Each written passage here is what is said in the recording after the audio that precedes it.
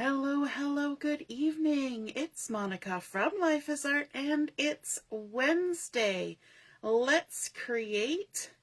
We are going to be working on a very kind of different card, but we've done it before, but it's been a long time and I thought it would be fun to do it again for those of you who missed it the first time. And I call it a corner open card.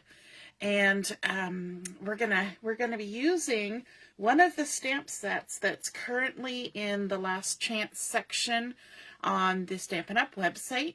And so, this is one that I love because I love the cows. And so I need to use it some more before it's gone. And so we're going to be using the Cutest Cows. We're going to also be using the now I have immediately just had the name of the paper pack slip out of my brain. We're going to be using the Floral Delight Designer Series paper and also the Vellum that goes with that collection. So we're going to get started. And if you're joining me live, just say hello or howdy so I know you're here. If you're watching later on replay, you can drop a comment. I'm just pushing up my sleeves there. And I see that Laura is here. Good evening, Laura. And Joanne's here too. And Carol, good evening. You made it. Hooray. So let's get started. What are we going to do first? Let's get started with some stamping. We're going to do some heat embossing, and we're going to stamp out a little cow. And if you know me and my love of cows, you'll know that I like brown cows the best. We had Jerseys on my parents' farm. And so I've got a piece of Pecan Pie cardstock here. I've also got my Versamark ink, and I've got my opaque bright white embossing powder. And from the stamp set, I decided to use the standing up cow that's facing to the right, and I'm also going to use this cow head stamp. I know it's decapitated cows, but that means you get to mix and match which heads you want with which bodies. Where he's kind of looks like he's having a little sleep, because I think that's kind of cute, and I don't think I've actually used it that much. So on here, I've got my Versamark ink, I've got my Pecan Pie cardstock, and I've also got my stamps loaded up on blocks here. So let's go ahead. We're going to stamp up the body first. There we go. And then we're going to come in with our little cow's head. And no, I'm not putting them in the same spot. I'm not even trying to line them up at all. We're going to then come in with our embossing powder. And I'm just going to sprinkle it all over the place. I've got a piece of scratch paper underneath to collect. And then all I do is tip and give a little tap. And that's all you need to do. Just tip and tap. And then we can use our scratch paper to just funnel that excess powder back into the jar. Ready to be used next time. Okay, so let's scooch that out of the way, and we'll put our lid on our Versamark.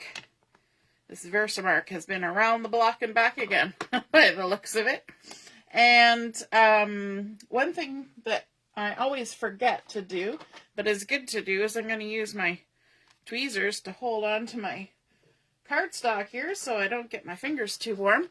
Got my heat tool, and just going to heat up that cardstock. I like to hold my cardstock up off of my work surface when I'm doing heat embossing. And the fun thing is watching the transition from that dry, powdery look to the shiny, bright white look. And so we're just going to hold it there for a few seconds, and then it'll start to change. I can see the ear is going already. There we go. But I like to keep it up off my work surface so that I don't melt anything, any finishes on my desk. And also so that the air can kind of swirl around, and that kind of heats the whole paper. And it actually makes it do the embossing faster. Just making sure that last leg is done. There we go. So we've got our cutest little cow there. And we're going to do some fussy cutting on this. So let's go ahead and we're going to rough cut our body. And then rough cut out our little cow's head. You knew there had to be some fussy cutting. Now you'll notice the gap here in the lines. And we're actually going to use that gap to our advantage. We're going to leave a little extra paper there. And we're just going to go ahead and fussy cut around. We're going to pivot our paper and just making sure I'm actually in the screen so you can see what I'm doing. We're just going to leave a little halo of that pecan pie showing around the embossing and just work our way around the cow. And you can get as detailed as you want with this, or you can be a little more freeform. Totally up to you. If you don't want to cut all the individual legs, you don't have to. I'm going to. And we just work our way around, and then we will trim up the head, and we're actually going to sort of stick them together, and then we'll set it aside and continue on with our project, and then we'll come back to this when we get to the embellishing part of our card. Sometimes it's fun to get a couple embellishments made ahead of time, and that's a little bit of a segue into telling you that our monthly crop starts tomorrow. It threw everybody off a little bit, being a week later than normal, but thank you for allowing me to do that, because I was able to help my kids' Air Cadet Squadron. I'm a volunteer driver, and they were doing their big fundraising campaign. And I was able to drive cadets around and count money and do all the things that moms do. And so this weekend coming, starting tomorrow actually, is our crop. And one of the things we're going to kind of be looking at for a lot of our techniques and things is we're going to be working on embellishments. So that's how I got to the whole conversation about a segue from cows to the crop, is that we're going to be doing some work on creating some embellishments over the course of the crop. So you'll want to stay tuned for that. Just adding a little bit of adhesive there to the now neck of my cow. And then we can go ahead, and this, I also like using my tweezers for this when you're kind of trying to line something up. It's a lot easier to do when your hands are not in the way. So we've got our cute little cow there. It's called the Cutest Cows. So there we go. We've got a nice little brown cow. We don't even have to do any coloring. The cardstock did that for us. We're going to set that aside. And we're going to now start on the body of our card. Now this card is a little bit different because instead of having cardstock as your base, we are going to be using designer series paper or pattern paper for the base. And you think, how sturdy is that going to be? Well, we are adding some cardstock after, but this card does stand up on its own, and it's kind of a fun one because you get to enjoy both sides of your pattern paper. Sometimes it's hard to decide which bits of your paper you want to use, and so it's nice to sometimes have a project where you can use both sides, I think. I see that my mom is watching. Good evening, Mom. So this piece of designer series paper from the, what did we call it? For some reason I keep forgetting. Floral Delight. The Floral Delight designer series paper has been cut to 7 inches by 8 1/4. So 7 inches by 8 1/4, and we're going to do some scoring on here. So let me just bring in my Simply Scored scoreboard, and we're going to just make sure that we're in the frame here. We're going to do some scoring along the 7-inch side at 2 3/4. So we're going to go to 2 3/4, and we're going to score right there. Okay, all the way down, and you want to be careful because this is it's pattern paper, not cardstock, so don't push too hard when you're doing the scoring. I kind of like using the larger end of the stylus for this, and sometimes use the smaller one for cardstock. Sometimes if you use the smaller one on this and you push too hard, you can right through the paper, and you don't want to do that. So along that 7-inch side, we scored at 2 3/4. Now we're going to turn it 90 degrees so that we've got that score line down here on the lower side. Now along this 8 1/4 inch side, we're going to score at 2 3/4 again. So exactly the same 2 3/4 right there. And then we need to do a little bit of measuring before we do our next score line. Let me just grab my pencil wherever I put it. There we go. And we want to do some marking. So let me just line it up here on the mat. So we've got our score line to the left here and up at the top side here. So along this 7-inch side, we're going to score at, or we're going to make a mark at 5 1/2. So I'm not starting at 0, I'm starting at 2. So we're going to go 1, 2, 3, 4, 5 1/2. And we're going to make a little pencil mark just right there. Okay. And then I'm going to come down this side 5 1/2. So 1, 2, 3, 4, 5 1/2. And make a mark there. Now what I want to do is I want to bring back in my scoreboard, and we're going to actually score on the diagonal.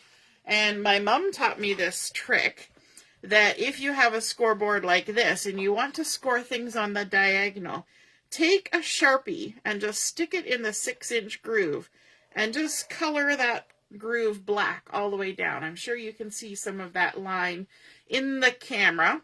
And what you're going to do then is you're going to line up your 2 marks. So there's my 1 mark right there and my other mark right there on that groove, just like you would line up marks on your paper trimmer.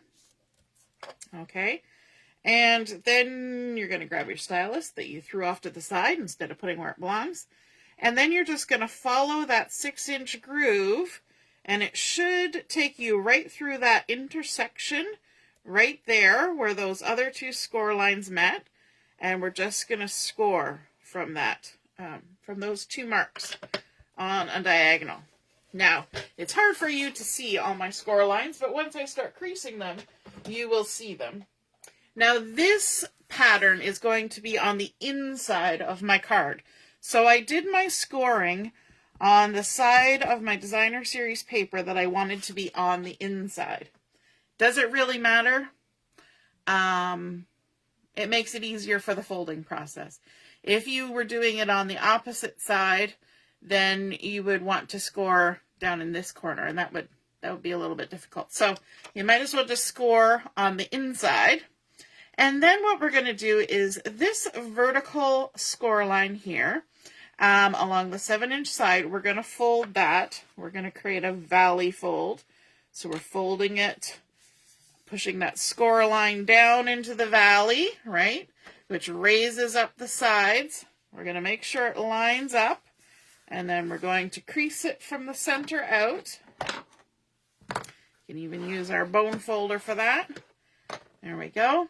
And then we're going to open that up, and we're going to crease along this score line that's going horizontally. Again, valley fold, so push the score line down into the valley, raises the paper up, and you want to make sure everything lines up nice and neat. And we'll crease that. So both of those creases were done as valley folds. Okay, now this diagonal one, we want to create a mountain fold. And so for that, we're going to push this diagonal score line up the mountain from the back side, which puts our outside sides together.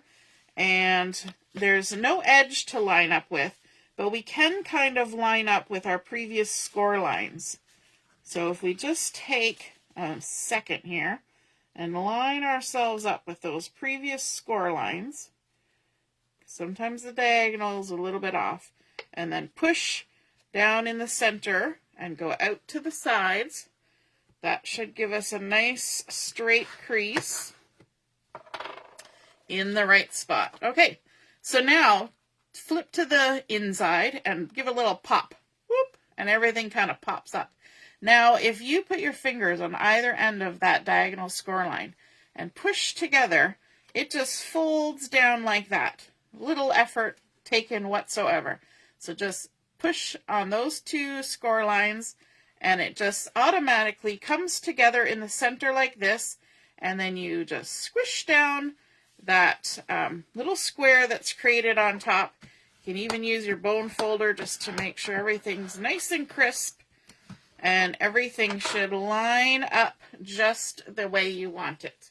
Nice and clean and neat. Hey Heather, good evening. So that's the base for our card. And again, it's kind of weird that we're using designer series paper instead of cardstock as our card base. But now we're jumping in with some cardstock. So on the inside, let's start decorating from the inside. We're going to add a piece of Pecan Pie cardstock. And this has been cut to 4 1/8 by 5 3/8. If you don't want to do 8ths, that's fine. You can adjust to suit yourself. I don't mind the 8ths at all. They're easy to do on the trimmer. You just got to know where to line them up. And so we're going to adhere this to our card base. It's always funny to start with the designer series paper and then go to embellishing with the cardstock. Usually it's the other way around. Now there should be a little smidgen of that lovely yellow floral all the way around this panel of Pecan Pie cardstock. Then on top of that, we're going to add a piece of white cardstock. This is just basic white, and it has been cut to 4 inches by 5 1/4.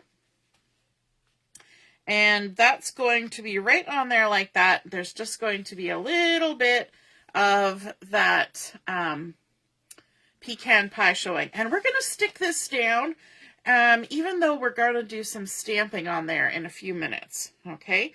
But what I'm going to do is I'm going to keep my adhesive right to the outside edge. Just a little bit here and a little bit there. And because sometimes if you've got too much adhesive in there, it can kind of mess with your stamping later. And then we can go ahead and stick that down centered on our pecan pie panel. And so now we've got a little bit of that showing through to the front side of our card. And this is where we're going to start with a little bit of stamping. So from our Cutest Cows and along with our pecan pie, we're going to stamp out our first little sentiment on here that says, "It's your special day." So we're going to ink that up with the pecan pie. Try not to get any ink around the edges. Just give a little check because you've got your papers here and you don't really want to mess them up. And then we're just going to center that sort of in that white space that's available there. Then we're going to take a look here. So we know the first 2 3/4 here is going to be hidden when the card is closed. So when we open this back up, we can add a few more things from our stamp set. So we've got "It's your special day." Then there's a little sentiment that says, "Milk it for all it's worth." And so I want to go ahead and just ink that up. And I'm going to come closer to myself. And we're going to stamp it up here in that space that's going to be covered. So we've got the "Milk it for all it's worth." And then I'm also going to bring in the little milk pail. Just grab it there and ink it up. Again, we just want to make sure we haven't got ink in weird places. And then I'm going to do these a little bit off kilter here, just for fun. Just because it's easier than trying to line anything up.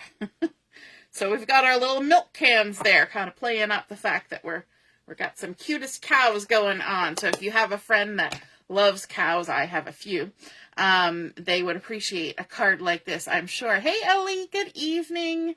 So we've got "It's your special day, milk it for all it's worth." And then also on the inside, we're going to add a little something up here, just because this is a large expanse of all the same thing going on. So let's go ahead. We're going to add a piece of Pecan Pie cardstock, so carrying from what we did before. And this has been cut to 2 5/8 inch square.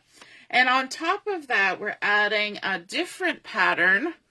Well, different, it's the outside pattern from the Floral Delight Designer Series paper. And this has been cut to 2 1/2 inches square. So I'm just going to add some adhesive on this first. And I like that this particular pattern, instead of having the creamy background, has some pool party in the background, which is nice, bringing in a little different color there. And so we can just center that on the pecan pie, and then we will center it in that little corner panel on our inside of our card. Now, some of you might be going, I remember this card now. But it's been a while since we made one of these. And I'm loving this particular paper pack. And so to get the most viewing pleasure out of it, I thought doing a card that would allow us to see the inside and the front side and back side of a Designer Series paper was kind of fun. Okay, now let's start working on the front. And yes, it will try to pop up like this because that's just the nature of paper, and that's okay. So on the front, I want to add in some of the vellum that comes with this collection. And so this one is a little pool party, little check, and I've cut it so it will fit in this panel here. But as you can see, when you put it on top of the other flowers, it kind of detracts from the pattern a little bit. So this piece has been cut to 2 1/2 inches square. But I want to add in a little panel of basic white in behind, and you'll notice that it's cut a little bit smaller. So this is 2 1/4 inches. And by layering those two, one on top of the other like that, then we put it down here. We can still see those flowers around the edge, but behind the check, we get a nice clear check. But because it's not the same size as the vellum, we still do get the feel that there's vellum there, right? Okay, so let's layer this up. And because vellum will show its adhesive behind it, we're going to be a little strategic. So we've got our cute little cow here. We're going to add some dimensionals on the back. So we'll just pop a couple of those on here, maybe 3. And then we're going to center our cutest cow onto our vellum, however we like him. Just kind of center. He's the star of the show there. And then now what we can do is we can flip over our vellum and we can see where that cow is sitting, and we can add some adhesive behind there, and nobody will be the wiser that there is adhesive there, but it will hold everything together. Now, because that white is a little bit smaller, it's sometimes hard to get things lined up and square. But what I do is I lay it on my mat here, and I kind of envision the edges because I know that this is a 1/4 inch bigger. So it needs to be centered in one of those squares, kind of like that. So there's an even amount of the matte edge all the way around. And then I can come with the vellum and line the vellum up with the lines and just lay it on top.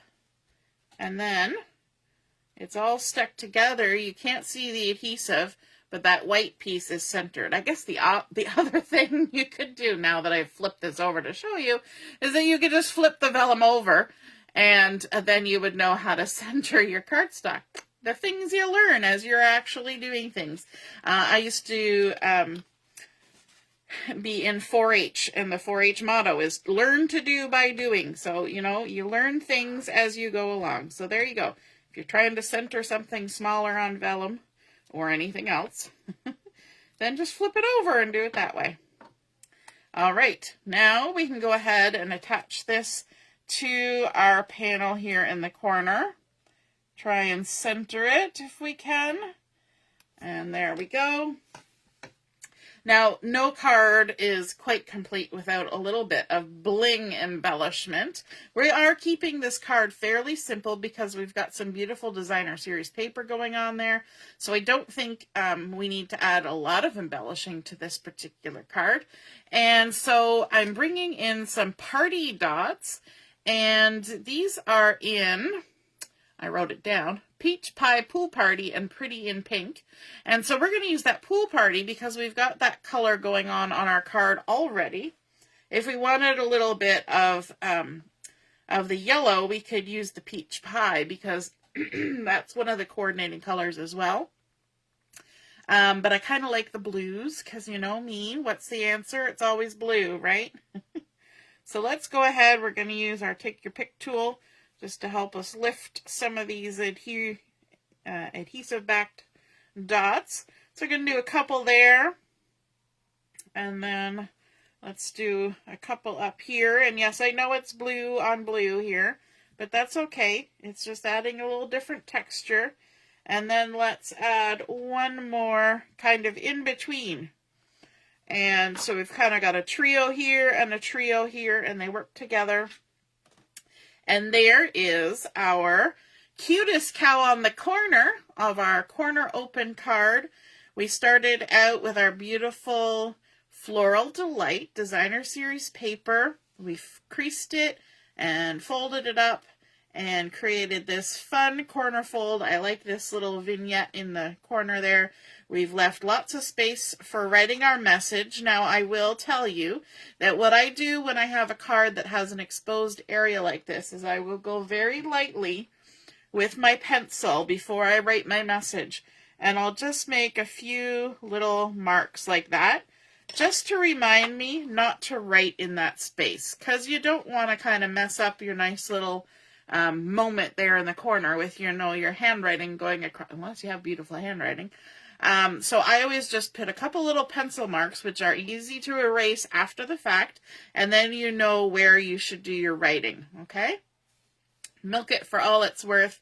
We've got our little cans. I like that we kept this kind of monochromatic because we've got some lovely colors going on otherwise on the inside. But I think that is a super sweet, simple, and fun sort of country flair card. Cutest Cow on the corner. I hope you enjoyed seeing that come together. And if you are inspired to create a corner open card like this for yourself, be sure to snap a photo of it and pop it in the comments when I post the pictures of my card, and then we can all see and be inspired by your card as well. And I'll just show you here quickly. It does stand up, so it can be on display like that. And yeah, I hope you enjoyed that. Even though it's one we've done before, sometimes getting a new look at it gives you some little ideas popping into your head. So remember, we have our crop starting tomorrow, and we're going to be working on some embellishments during the crop. So I hope you can join us. And if you're not available during the crop, don't worry. The videos will all be available on YouTube once I get them loaded up there. And so you'll be able to scroll through the crop, get some ideas, see the videos, and create from there. All right, have a wonderful evening, and we'll see you again soon. Toodaloo, bye.